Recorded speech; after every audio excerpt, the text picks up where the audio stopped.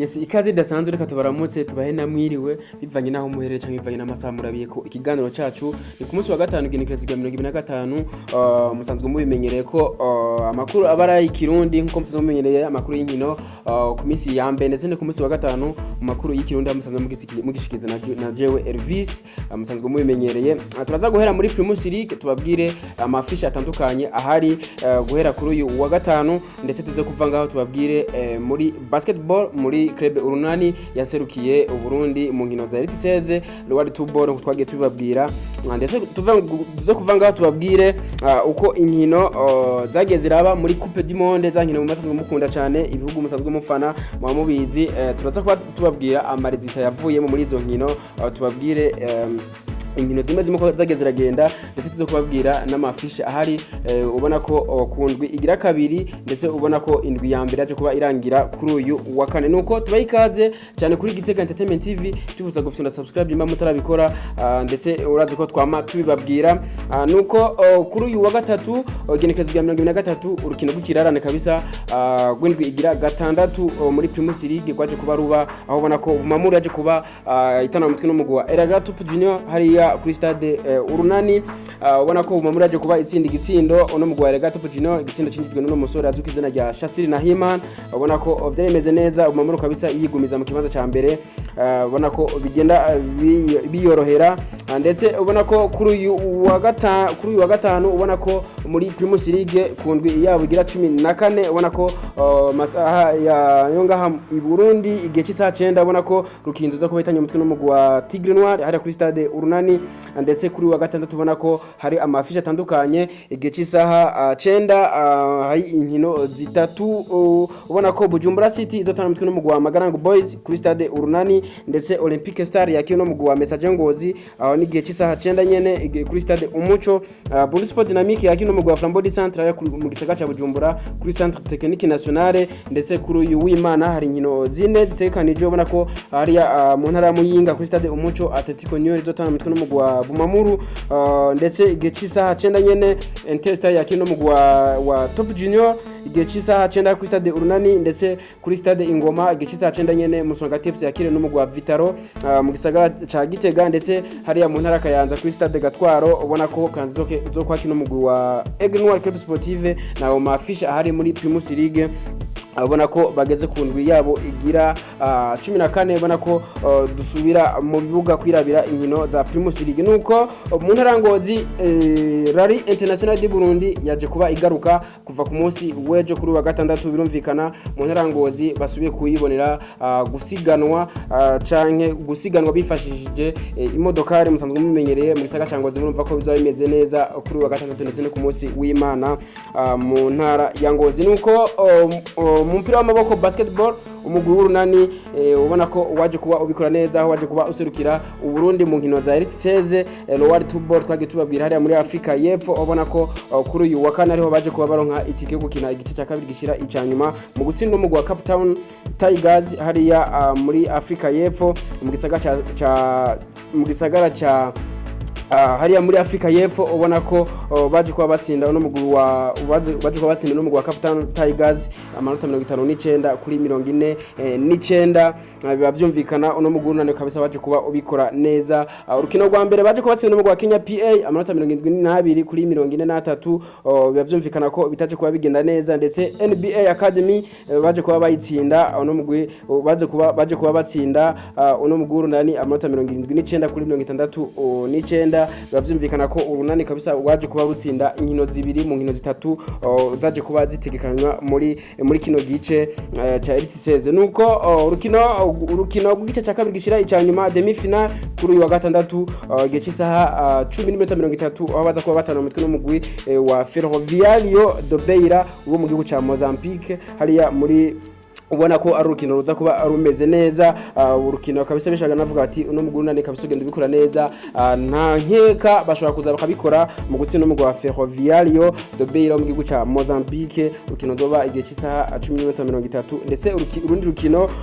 rwa demi finale nyene igihe cy'isaha 1:30 baza kubona ko baza kuba bakina n'umugwi wa City Oilers baza kuba batana mutwe n'umugwi wa Cape Town Tigers wo mu gihugu ca Afrika y'Epfo nyene ariko abera izo nkino duti amahirwe masa kuri umugwi w'urunani waserukiye Uburundi muri zino nkino za Elite 16 World 2 Basketball African League. Nuko turagize ngaho mu mugwi w'urunani mu mpira w'amaboko basketball, ndetse tunyarukire cyane muri Coupe du Monde za nkino muba murindiranye igishika. Tubabwire ubona ko igice cya mbere canke journée ya mbere yaje kuba irangira ku munsi kuri uyu wa kane, biba byumvikana ubona ko tubabwire inkino zose zabaye muri journée ya mbere, ubona ko tubabwire uko bagiye baratsindatsindana. Ubona ko urukino rwa mbere rwaje kuba rurura ku munsi w'Imana, twagiye tubabwira aho ubona ko Equateur yaje kuba itsinda n'umugwi wa Qatar yakiriye rino higanwa rya Coupe du Monde hariya mu gihugu ca Equateur, hariya mu gihugu ca Qatar. Biba byumvikana ubona ko rundi rukino izindi nkino zabaye ku munsi wa mbere habaye inkino zitatu. Ubona ko Bwongereza bwaje kuba butsinda n'umugwi wa Iran ibitsindo 6-2, ndetse Senegal iza kuba itsindwa n'umugwi wa Pays-Bas ibitsindo 2-0. Etazini inganya igitsindo kimwe ku kindi n'umugwi wa Pays de Galles, ndetse ku munsi wa kabiri Argentina yaje kuba itoroherwa n'uno mugwi wa Arabie Saoudite mu gutsindwa ibitsindo 2-1. Lionel Messi bigenda bicumbagira, ubona ko urukino rwa mbere baje kuba barutakaza mu gutsindwa n'uno mugwi wa Arabie Saoudite. Nuko Denmark yari kiranganya ubusa ku bundi n'umugwi wa Tunisie, Mexique yariko iranganya ubusa ku bundi n'umugwi wa Pologne, ndetse Ubufaransa bariko buratsinda uno mugwi wa Australia ibitsindo 4-1. Twababwira nk'ivyo ndetse kuri uyu wa gatatu Maroc yari kiranganya ubusa ku bundi n'umugwi wa Croatia. Allemagne yari kiratsindwa n'umugwi wa Japan ibitsindo 2-1, ndetse Espagne kabisa itsinda ibitsindo indwi uno mugwi wa Costa Rica. Belgique itsinda igitsindo kimwe uno mugwi wa Canada, ndetse kuri uyu wa kane Suisse yari kiratsinda uno mugwi wa Cameroon igitsindo kimwe ku busa, ndetse Uruguay yariko iranganya ubusa ku buri no mugwi wa Korea y'Epfo, ndetse Portugal yariko iratsinda uno mugwi wa Ghana ibitsindo 3-2. Urukino kabisa rutari goroshe kuri uyu wa kane. Ubona ko Ghana ariyo equipe gusa muri Afrika yaje kuba ishobora kubona igitsindo muri rino higanwa rya Coupe du Monde kuri journée yabo ya mbere, aho ubona ko baje kuba bakina urukino rukomeye cyane mu guhangana n'uno mugwi wa Portugal, uno mugwi wa Cristiano Ronaldo. Ubona ko intsinzi kabisa uno mugwi wa Portugal yaje kuba yironka bitoroshe. Ubona ko uno mumenyereza wa Ghana yaje kuba kora kabisa amakosa mu gusohora bamwe mu bakinyi biwe, ariko bikaba byaje kuba biboneka yuko ariho ino Portugal yaje kuba ishobora gutsinda byoroshe uno mugwi wa Ghana. Ubona ko byari bimeze neza. Nuko Brazil itsinda uno mugwi wa Serbia, urukino rukabisa rutari goroshe, urukino rwagiye ruvugisha abatari bake. Uno musore azwi kwizina rya Richarlison akinira umugwi wa Tottenham mu gihugu cy'Ubwongereza yaje kuba bikora neza kabisa aha intsinzi no mugwi wa Portugal wa Brazil. Nako ubona ko bitari byoroshe, urukino rwagiye ruvugisha abatari bake. Brazil kabisa yaje kuba yerekana